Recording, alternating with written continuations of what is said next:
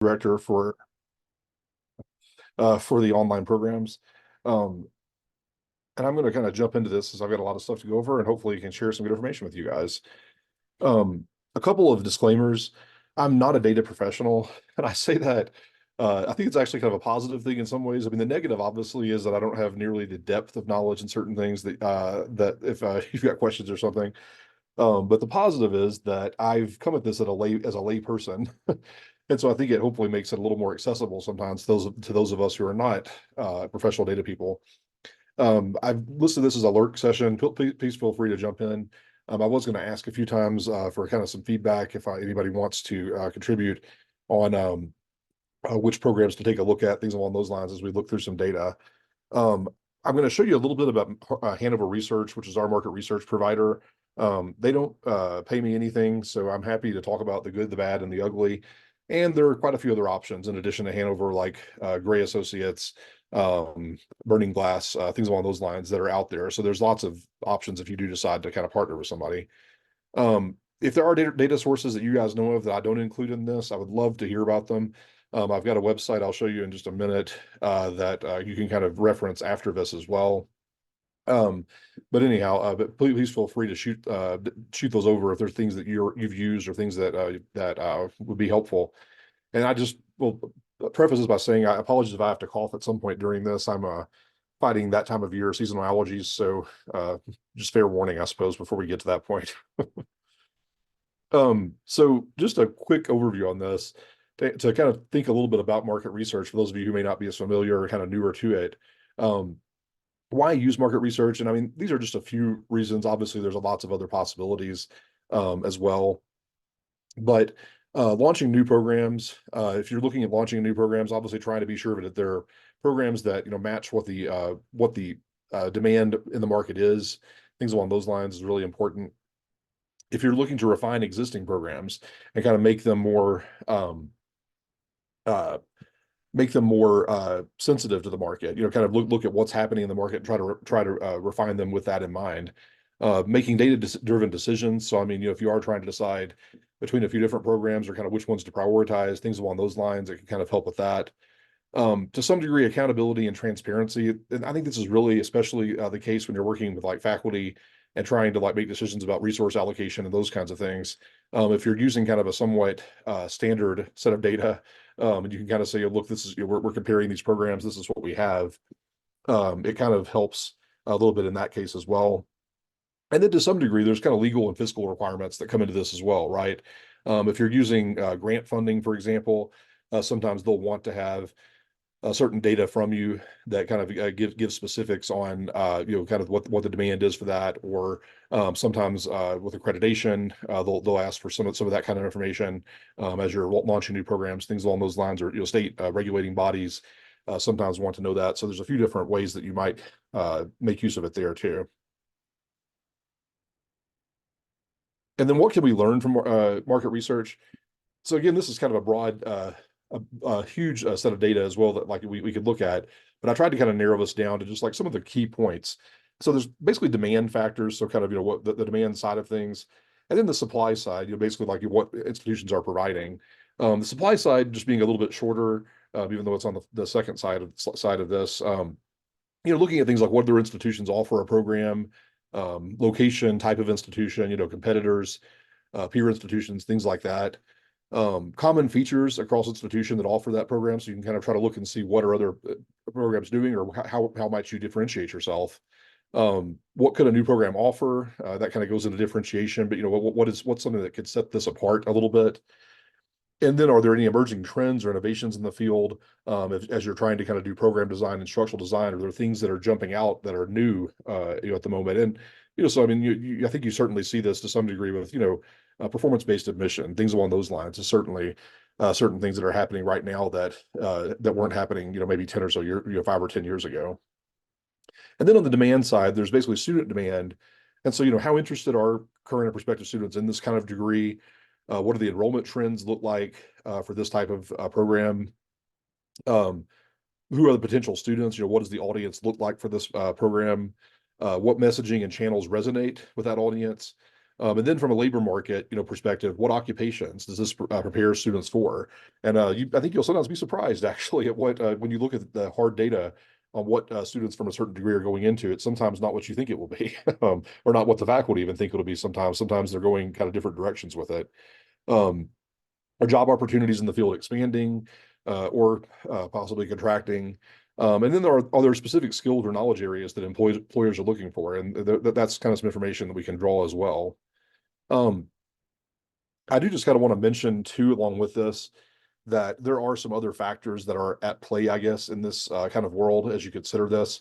Market forces are obviously a huge part of kind of what will make success, but program structure is pretty important as well. So, how well sequenced things are, external dependency on other departments, things along those lines can be really impactful to a program. So it's things to keep in mind as well.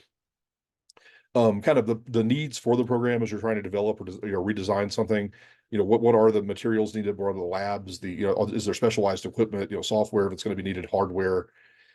And then, to a large degree, the faculty support for the program is just important as well. So, are the faculty behind, launching a program or changing it? What is their support for, the kind of the needs that would arise with instructional design, things along those lines. So with that said, I wanted to kind of jump in and actually show some demos on this.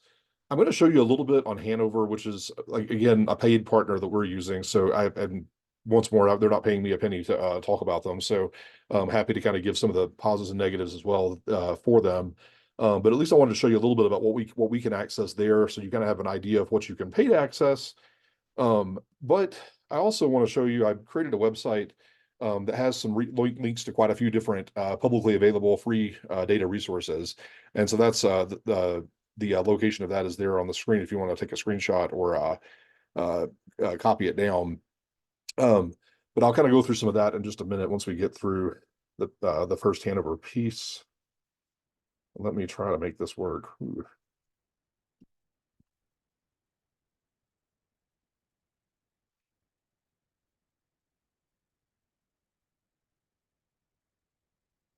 Okay, so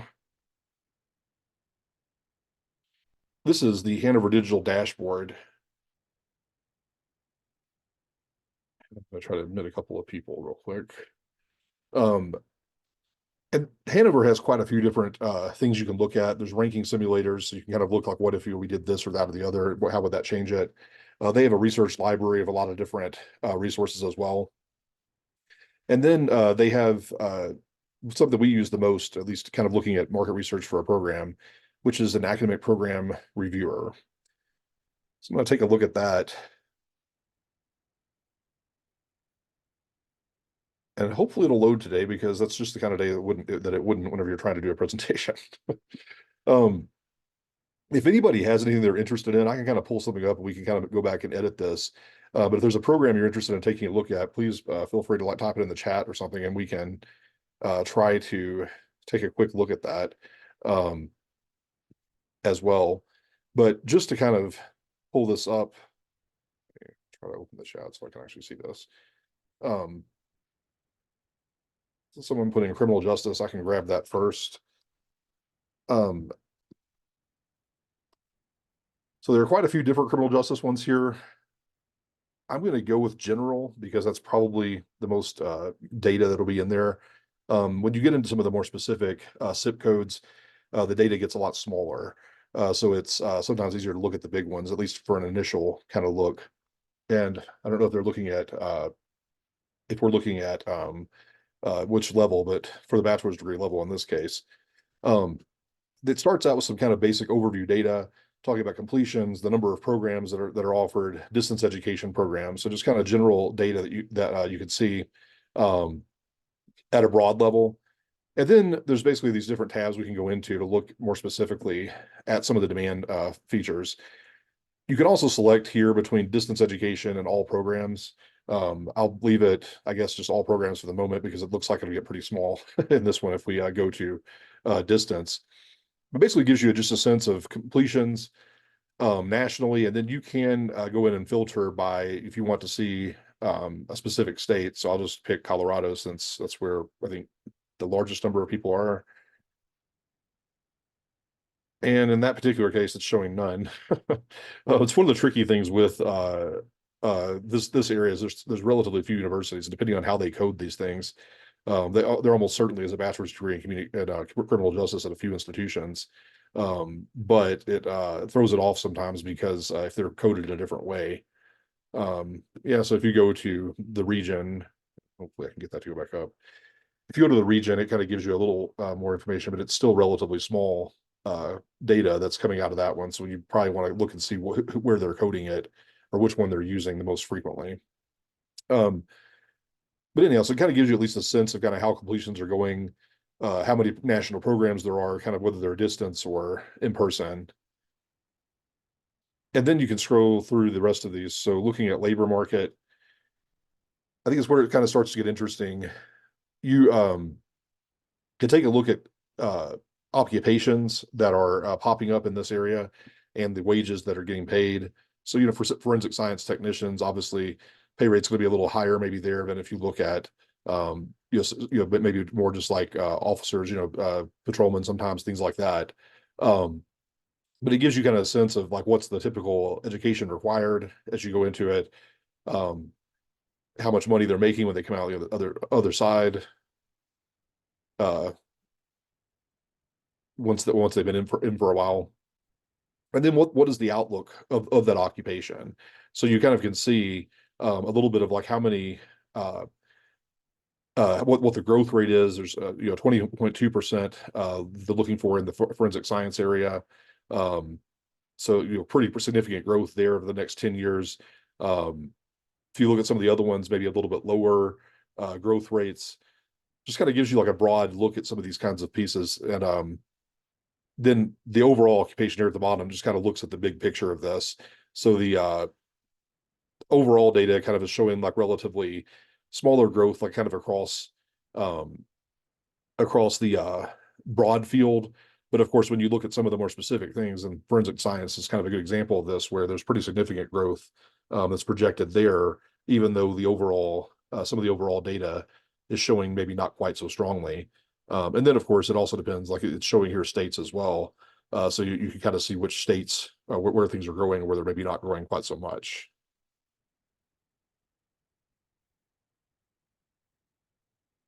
Going to job posts,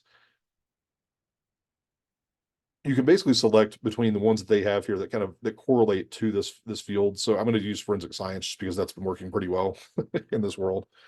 Um, but basically, what they've done is they've looked at job posts that are in this area over the past 12 months. And so it's telling you what are the job titles to begin with. So like kind of what are what are the options available kind of in this field, and what might you start looking for there. Um, what are the employers? Apparently, the Department of the Treasury is hiring a lot of forensic science people at the moment. But you can kind of see other states and other organizations and kind of what the hiring rate looks like in that world.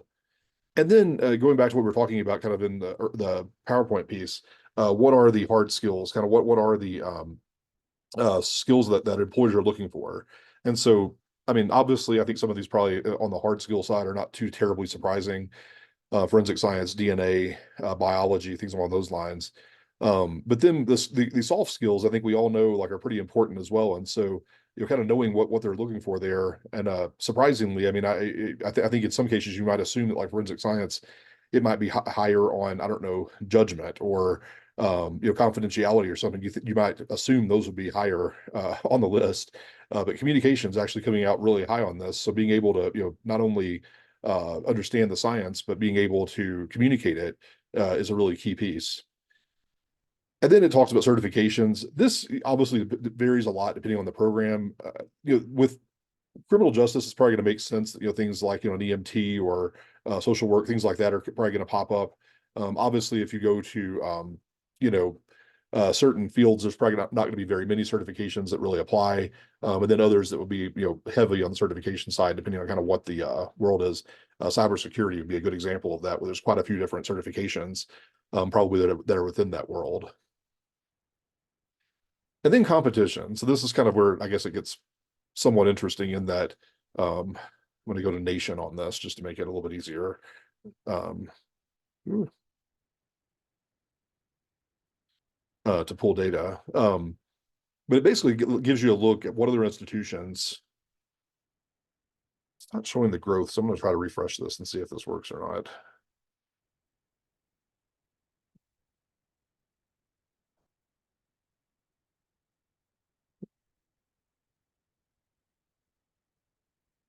And of course, I lost the program doing that.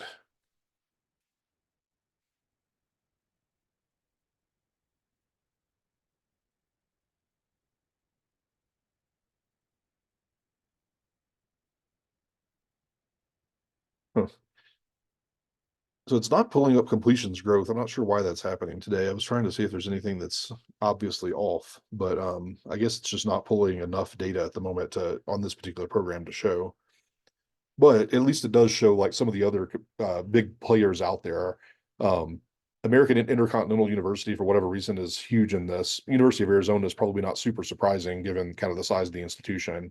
Um, but at least can kind of give you a starting point to kind of see like what are other institutions doing, and it can be a great place to go and look, kind of see what do their programs look like, what do their websites look like, and kind of what are they marketing, what are their what are their key differentiators and things like that for their programs. You know, if there are concentrations, what concentrations are they offering? I'm going to go back and just pick graduate for this because I think that might possibly um, pop up additionally. It actually went down the number of programs. I thought that would go up. Um, so it may just be that that particular, I don't know if maybe they're using one of these other fields, maybe criminology. Yeah, that increases the number quite a bit. So it may actually show a little more data uh, by using criminology instead of just criminal justice general. Yeah, so that actually gives you a little bit more data here. So it shows like kind of the number of completions in that field. And again, with those SIP codes and everything, you really have to kind of take a look at them and see which one applies the best to your program, because some are going to have are going to be more relevant, kind of to the program you're offering than others. But it's also something you can kind of go through and just check the others and kind of see what, you know, who else is offering and kind of how things look in other institutions. But you know, in this particular case, it's showing growth. This is again is a graduate level criminology, but it's showing growth from a few different institutions, and so those would be great places to start, I think, to kind of see what are they doing. That's in this particular case, I mean, with St. Vincent, I mean, it's they've grown quite a bit, but it's like relatively small numbers. So I don't know if you want to use them as a huge benchmark. But if you kind of go to like some of the other institutions that have a little more stable enrollments, it may give you a better sense of just kind of like who's growing and kind of how they're doing it by looking at their websites and kind of what their positioning looks like. And then basically this tries to kind of take this data. So it looks at the programs offered and their growth rates, and then at the completion growth rates, um, and basically tries to say like, what is the market saturation? What is the, you know, what is the opportunity here? And we'll try to put kind of a plot on this for either it does support a new program or, you know, there's maybe an exists oversupply, that sort of thing. And so in this particular case, it's showing that criminology master's degrees are coming in pretty high at the moment in terms of the completions growth rate and the program's growth rate. So it looks like there's an opportunity in that particular place.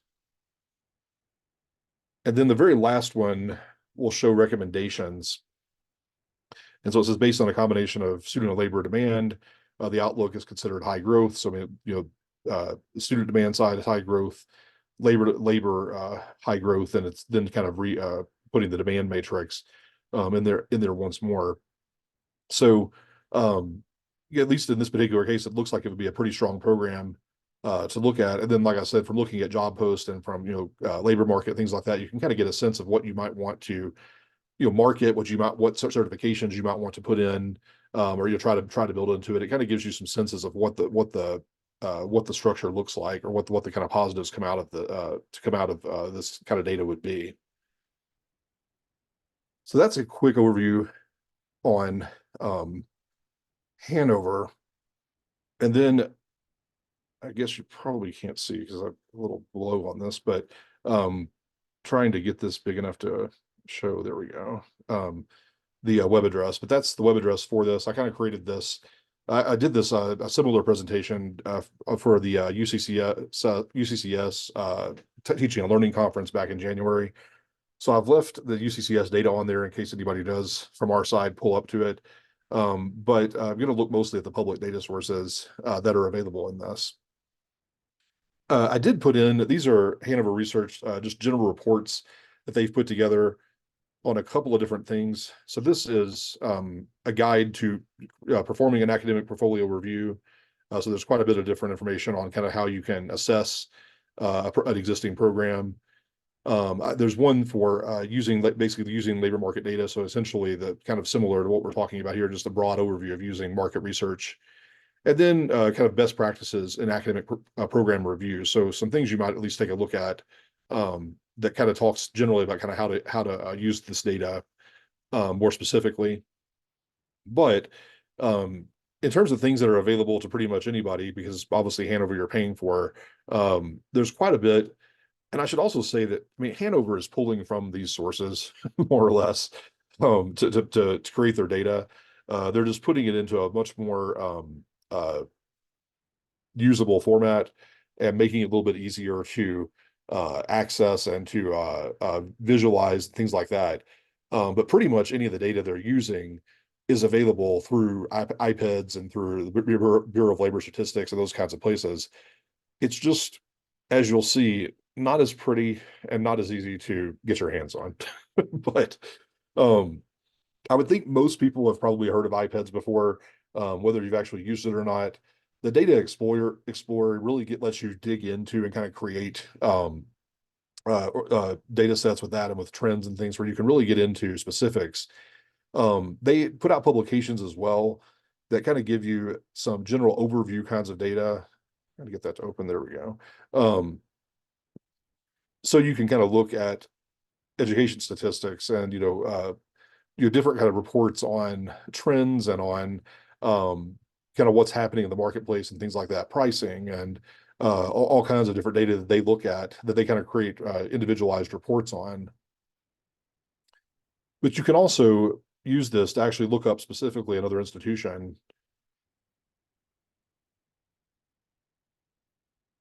And so I'm going to try to open UCCS if it will let me.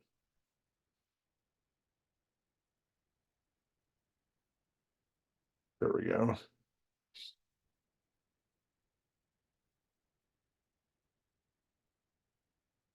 And it lets you, I mean, just even at a base level, if you're kind of looking at competitors, get a sense of what their enrollments look like, get a sense of what their financial aid award levels look like, kind of the size of different types of categories of programs and things along those lines. The tuition rates, and fees and those kinds of things. So it kind of gives a really easy way to take a look at competitors and kind of compare them to one another without too much difficulty. And then, like I said, they have a lot of other things here, and I won't go into all of them because iPads is massive. But you're actually able to download custom files as well. So if you're wanting to do, or kind of pull specific data, compare institutions, if you're wanting to kind of build a report, kind of, or a database to do original research, or just to kind of do analysis or kind of look at what other institutions are doing, it gives you the tools to do that as well. The next is Bureau of Labor Statistics. And this is another one where they have absolutely massive amounts of data and a lot of different things that you can pick from in order to take a look. And so I'm just going to pull the demographic just because that's kind of something that's easy. But it basically allows you to go in, either use the national data, state data, there's earnings of wage and salary workers here, but lets you basically go in and pull data based on lots of different demographics to kind of see what's happening in your state or in the market space in your area. And then there's quite a few others here. I mean, the U.S. economy at a glance, and then region, states, and that sort of thing. So you can kind of take a look at specific states So Colorado, for example, to see, kind of what labor force looks like, what areas they're in, what the growth rates are in different industries. Um, and then pretty much all of this you can dig into further. I'm going to try to pull, there it is, uh, with additional tools. So looking here at like professional and business services, it's kind of showing the employees, the growth rate, um, numbers there as well for month by month and year by year in the workforce. So a ton of different resources you can pull into to pull data from this. The one tricky part is that with both iPads and Bureau of Labor Statistics, it tends to be a little tricky to navigate at times because there's just a lot of different data here, and some of it's not the most it's the right word. It's not the most kind of visually easy to understand. It kind of does require somebody that almost has a data has a data background or something. Fortunately, they actually have a few different things that make that a little bit easier. So, Projection Central is from uh, is from the Labor Department as well, and it tries to kind of simplify some of this a little bit. So that basically has either long-term or short-term labor market projections, and this makes it a little bit easier to kind of digest in some cases um, with kind of a simpler uh, spreadsheet here that you can kind of work your way through. And so just looking, I'm just filtering this by the percent change that's expected.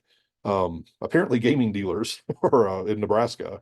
I don't know. I don't know if anybody is familiar enough with Nebraska. Did they just pass a law, I assume, that probably allows gambling, if I had to guess, because it looks like the first couple of jobs, they're expecting some pretty significant growth in Nebraska in gaming. Um, but you can filter this. So if you want to look just to stick with just to stick with Colorado, um, you are able to filter it down to a state to kind of see what the change looks like there. And so in Colorado, electrical and electronics installers and repairers,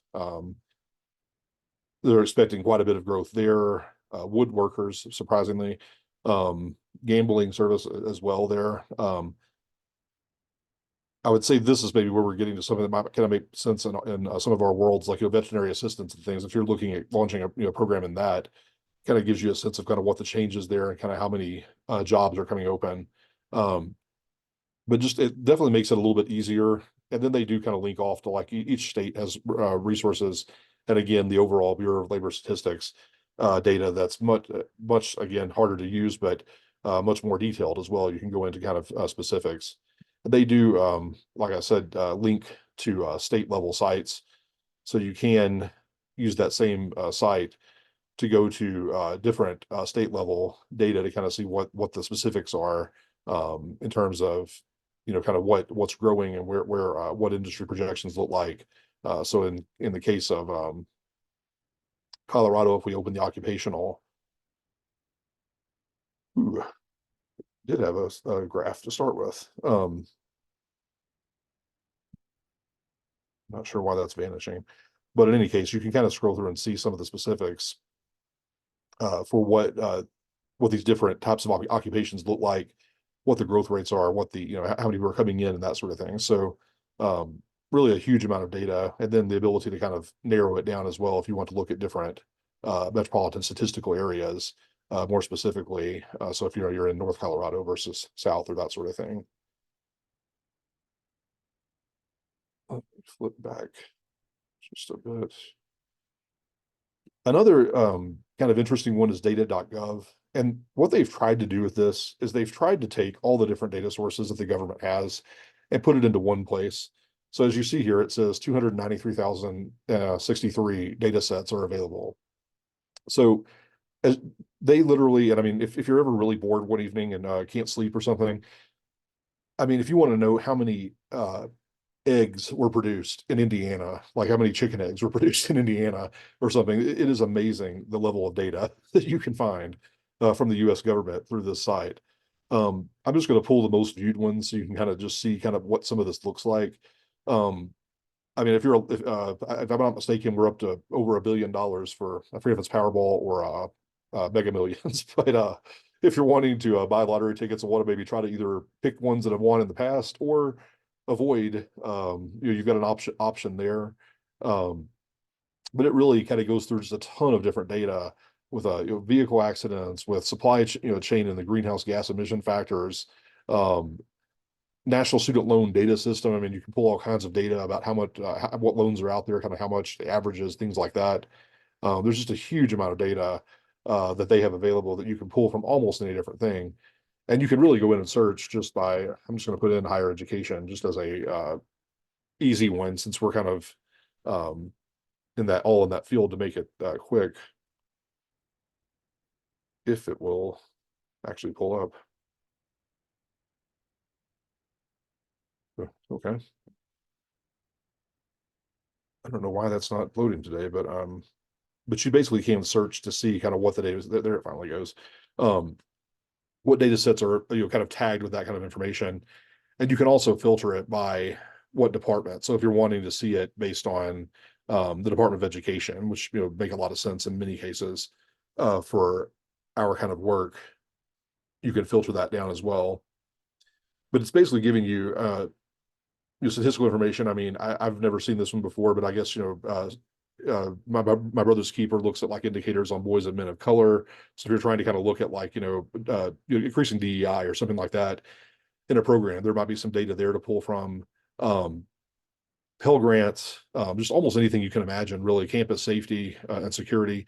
There's all kinds of data you can pull out from these kinds of reports.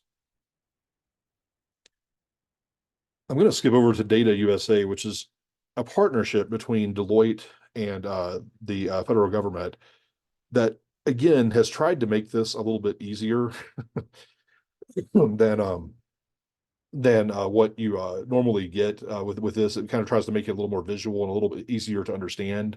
Um, so you could search by degrees, you could search by industries. There's quite a few different things you're able to kind of pull up here.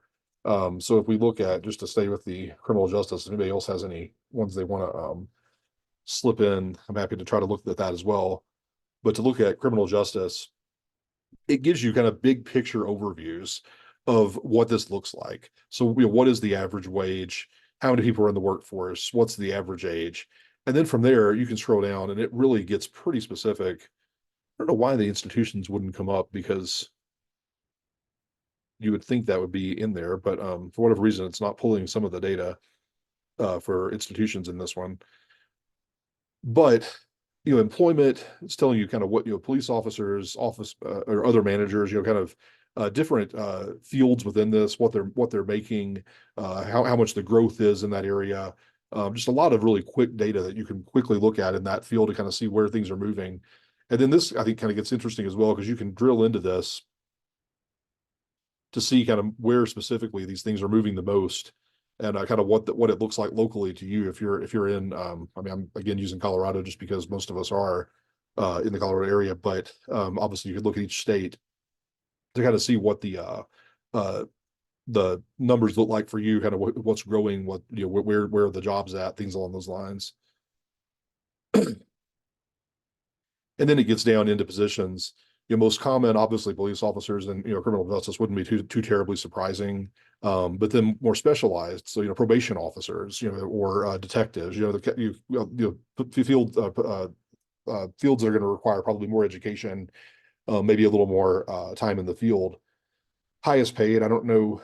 I guess physicians probably would be in a prison, if I had to guess. That if you're working in a prison, but it kind of gives you a sense of what highest paid, lowest paid in the field, kind of what the different areas are. And then occupations by share just gives you a big picture look at kind of like what are the occupations that are in this field. And so, probation officers and lawyers and social workers, and then police officers, security guards. It gives you a sense of how many are in those fields, kind of what the growth rate is there, what the salaries look like, things along those lines. And whoops, oh, there we go. And then this basically shows industries. So I mean, like you kind of what the share is of the industry overall. So obviously, in this case, justice is going to be a big one. But national security is kind of a separate industry that they're separating out. So there's, people there as well. And then, elementary schools and stuff. I mean, the vast majority of schools these days that are at a certain size are going to have, resource officers and things along those lines. So it's kind of breaking down kind of what that looks like at each one of these levels. I found this one to be incredibly helpful just because it's so much easier to use than some of the other ones are out there. Um, it does show you, I mean, like in this case, ages, kind of what the the age are kind of in the workforce. Um, what degrees are they using most frequently, or what kind of where what is kind of the entry points and things like that for the area. And then for whatever reason, it's not pulling as much of the race and ethnicity and that sort of thing in this particular one. Um, but anyhow, it gives you like a really broad look at like a lot of different data.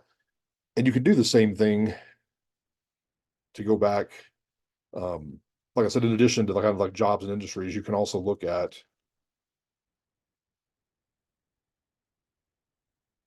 a university instead of the job.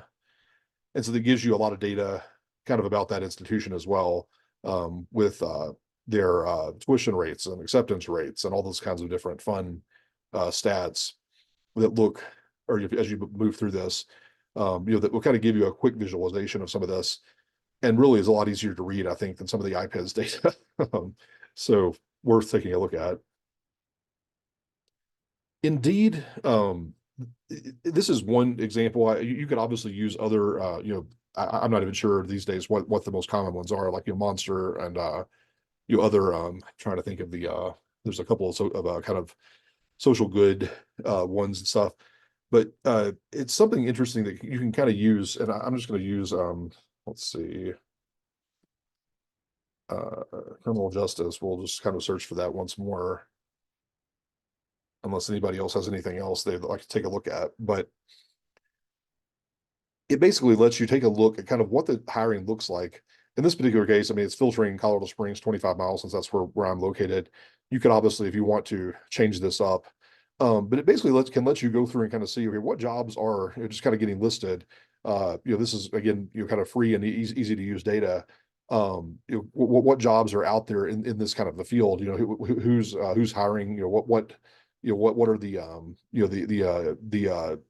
the groups, the companies, the government agencies, whatever, that are hiring. And then it also just really lets you, if you go into this, kind of get a sense of, what are the salaries? I mean, so what is the, if you're a Customs and Border Protection officer, what is the, the pay look like? What are the benefits look like in that world?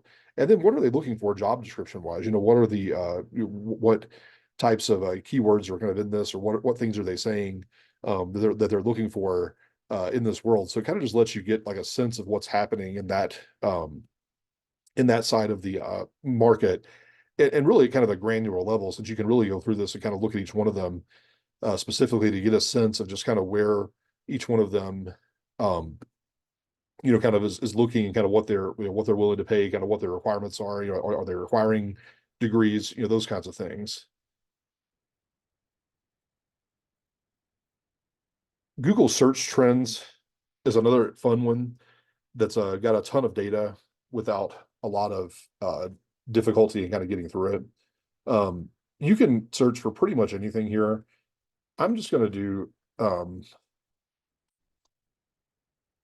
MBA online degree, kind of a common degrees that a lot of us would probably have or be familiar with.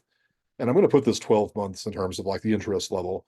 Um, but you can kind of see over time kind of what people are searching, when people are searching for things, kind of what, the spikes that happen in the interest in that area. You can filter this by a few different things if you want to look at, a particular, aspect, or a different type of search. If you want to use news search, that sort of thing, you can kind of look at that as well. But then it kind of gives you like who's looking for this. And it looks like Kansas, for whatever reason, is very, very interested in online MBAs. So if anybody's out there trying to find the next market, it looks like Kansas might be a good place to take a look, since there's a really high number that are looking there. Um, but Colorado, and this is of course for that specific term, you can kind of look at other terms like, but I was kind of specific with MBA online degree. But kind of how many are searching in different states for that. And then it can give you related topics. I don't really know why it's picking up accident life insurance on this. Um, there's probably something happening there. I don't, but it gives you other. So I mean, this would give you the chance if you want to look. It looks like that is kind of the first uh, one of the biggest topics that are getting searched for. But you can kind of go and look at that more specifically. I'm going to switch this to top as well because yeah. So related queries, MBA programs, MBA online programs, so other queries you could also take a look at to see kind of what the data looks like. And then there is quite a few different ways here to drill into this a little bit or to download data to kind of look at it a little bit more specifically. And then you can add comparisons. So if you want to compare this to an MPA instead, you can add that in and see what the comparison looks like for those programs within the data. It looks like in that case, Idaho seems to be for some reason doing a lot more for MPAs. And then a few other resources. So the Pew Research Center, you've probably heard of, but they have a ton of data. It's not government, they're doing their own surveys, so it kind of gives you a little bit different. I went ahead and just set this to search for higher education. But they've got information on women leaders in several different areas, including higher education. Um, Looking at race, ethnicity as a factor of admissions, which that's probably a little dated at this point because of the recent Supreme Court rulings. So I would imagine that's not quite as applicable these days. But gap between men and women in college completion. There's just a lot of different data you can pull from to kind of see what is happening in on the Pew Research side. And they're like I said, they're not necessarily the government's doing kind of standard data collection for through the information we report and things along those lines. Whereas Pew is actually doing original research on this, and so sometimes it's a little bit different data. It's a different topics. It's things that the government maybe not is or is not studying, but maybe in more depth than what the government has. So it just kind of gives you a little bit of a different set of data that you can pull from.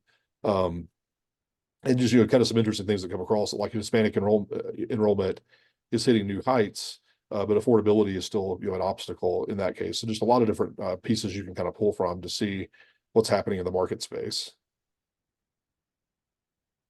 I'm honestly not sure if it's Statista, I guess maybe is how they pronounce this. I'm not sure, but it's kind of a little bit similar uh, to the what is it called? The Data USA, where they've kind of made a little bit more visually appealing view of this. It's more on the industry side, so it's mostly looking at things that like are business oriented or something. And so, whoops, number of apps available in leading app stores. I mean, just kind of a little more on the kind of businessy side of things, annual car sales and stuff. Um, but it does give you the ability to dig into this a bit. And artificial intelligence is just a hot topic right now. So you can kind of dig in and see um, what some of the statistics are, the market size for this. If you're looking at launching a program related to AI, it kind of gives you a sense of where things are going there. I would be willing to bet some of this is already very dated because some of the data analysis and from it or data for it probably got pulled, a couple of years ago. It's kind of made its way through studies and kind of made its way into this. And of course, we all know that like the last year or so, this is the field has changed pretty dramatically. So I bet that this is looking very different. If they projected this 22 through 30, I'd be willing to bet that after what was it, December of 22, whenever ChatGPT hit the airwaves or whatever, I'm willing to bet that's pretty dramatically changed what people think this is going to look like in the near future. Um, but it does just kind of give you the ability to look through kind of in a certain industry or something to see kind of what the growth rate looks like, what is happening in that space. Since we've used criminal justice a few times, I'll put that in. Uh,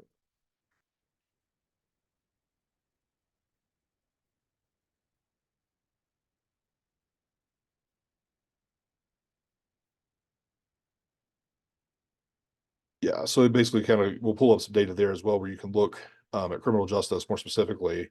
I think we probably need to filter this down to like jobs or something along those lines, to get more specifics, since it's kind of looking more at just general crime stats. But it gives you the ability to kind of pull some of this and look at it a little more visually. And then there just are quite a few different reports that look at all kinds of different technology data and things along those lines, that you can kind of take a look at to see what's happening in a certain field. And then a few other quick things. So I kind of leaked over to this before, but each state, I've got Colorado on here since, again, it's where we are, but each state's going to have a Department of Labor or something along those lines that does, workforce development or something, that does data analysis for the state. So, unemployment and, jobs and just all those kinds of different, pieces where you can pull data from the state level.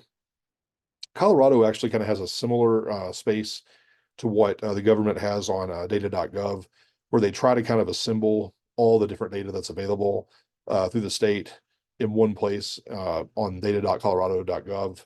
And so you can kind of go in just one place and kind of scroll through to see what's happening, or kind of what data there is available for quite a few different businesses and things along those lines throughout the state's data. And then they created what they call a quick guide to Colorado State government statistical information. You'll see this is not what I would call quick. It's like there's a lot of data, a lot of different resources here, but they basically have tried to kind of assemble all the different parts of the state government that generate data, so that you can pretty quickly come through and kind of scroll to kind of see what you're doing a control F text search to see what might be out there for what you're looking for. And some of this obviously, probably isn't going to be super helpful. I mean, I guess if you're maybe thinking about launching a library program, maybe there's something there, but there are other pieces in terms of, the, labor market data and, things along those lines that probably would be more helpful for, looking at a program or looking at launching a program.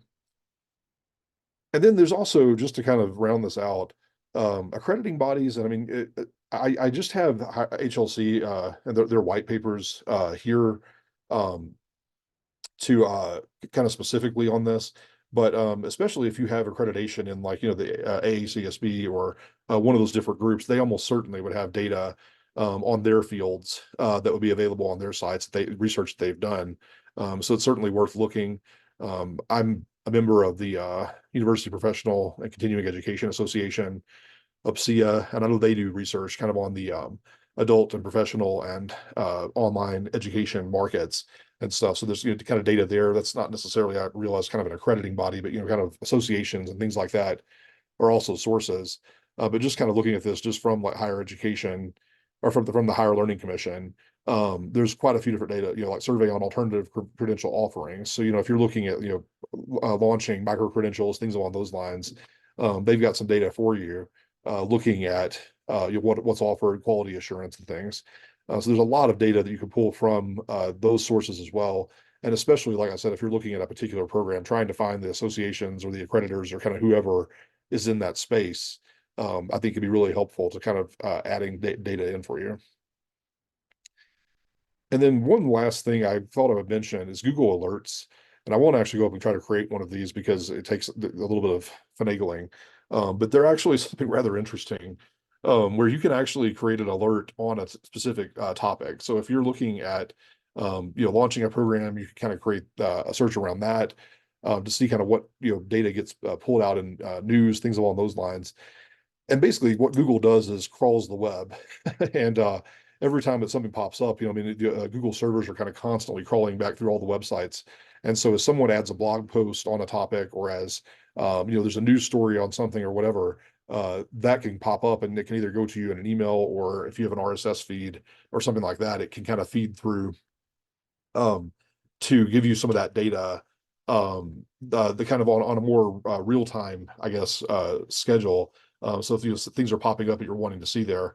And I mean, you could look at competitors in that way. So if you're wanting to see kind of what other what's happening in the news with competitors, or if you're wanting to see, kind of like if there's this particular program you're launching, just kind of what's getting said about that, if there's things that are getting mentioned and stuff, you're able to put that in.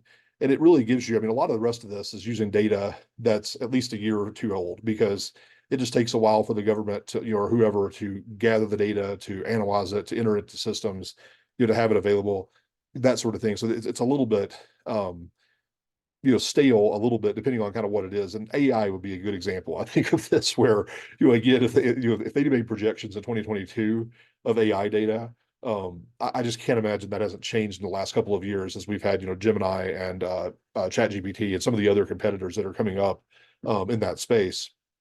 So that might be something where, like, a Google alert might make sense if you're trying to kind of build a program around AI, to have an alert to kind of, when there's new data that pops up somewhere, that you're getting an email kind of saying, here's some new data that's out there about this. Um, with that said, I'm trying to leave a few minutes if anybody had any questions or anything. I do want to just kind of highlight that, if you want to copy this down, the web address for this site, like I said, if anybody does have any suggestions, if there's data sources I haven't included, I'd be happy to add this in, just to kind of be an ongoing resource, so that we have kind of a place with some of these things kind of easily accessible to pull up. Um, but happy to, if anybody has questions or anything, to answer those. And if not, I guess we're coming up to like the end of the hour.